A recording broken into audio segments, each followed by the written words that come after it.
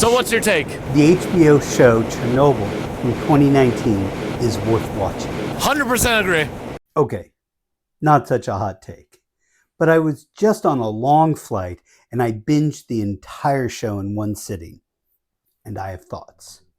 First, Jared Harris as Valery Legazov, the main scientist crafting the response to the disaster, is perfectly cast in every part he gets, whether it's the leader of the Tinkers and the Riches, or a mild-mannered office drone in Mad Men, or a mob boss in the asteroid belt in The Expanse, or here in Chernobyl. He's a character actor in the best sense and should be rewarded with any part he wants.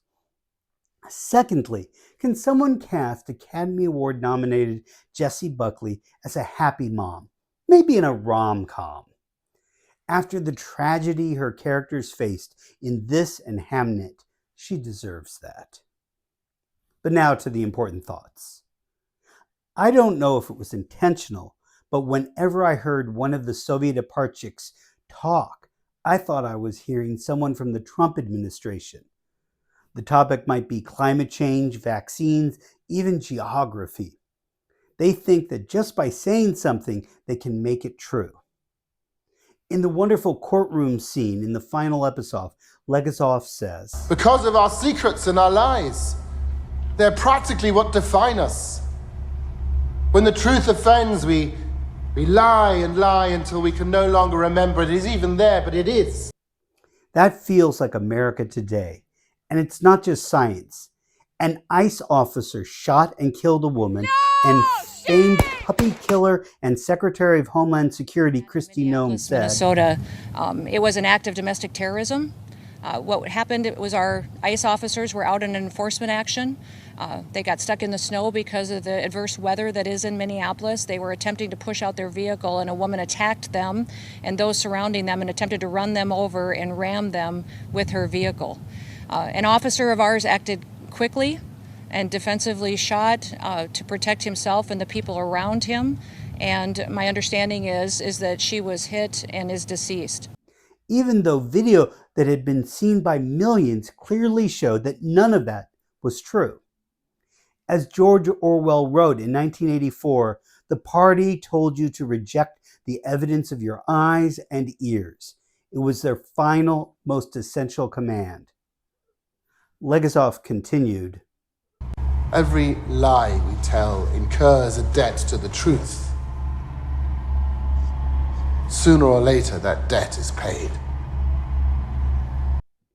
And we will be paying that debt for years, repairing our alliances damaged by talk of invading Greenland, healing unvaccinated children suffering from preventable diseases, or restaffing federal agencies where the talented people were either forced out or left rather than support policies that harmed America.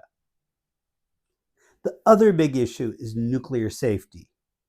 Nuclear proponents often show this graph, which shows nuclear, wind, and solar to all be much safer than other sources of electricity, which is true. But the number who died in Chernobyl is highly uncertain. After the accident, the Soviets did not collect the kind of population data that would be needed for a precise measure of the death toll. This graph assumes that only 400 died as a result of the Chernobyl accident, which is a defendable estimate, but really might be much higher.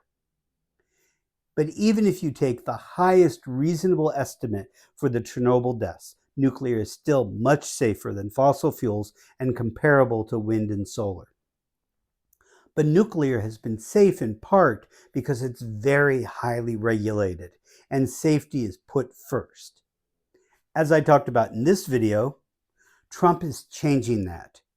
We're exploring every idea and moving away from the well-understood pressurized water reactors. And maybe that's the right thing to do. But without strong oversight, I feel another Chernobyl is a significant risk.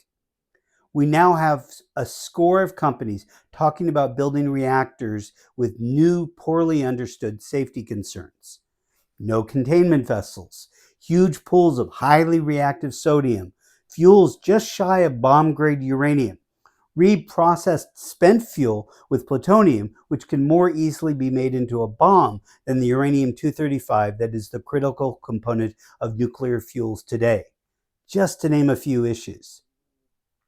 Chernobyl happened because there was an edge case that was thought to be impossible, but obviously wasn't.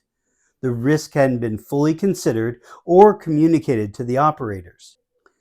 Might there be a subtle issue that makes one of these new reactor designs unsafe, like there was with Chernobyl?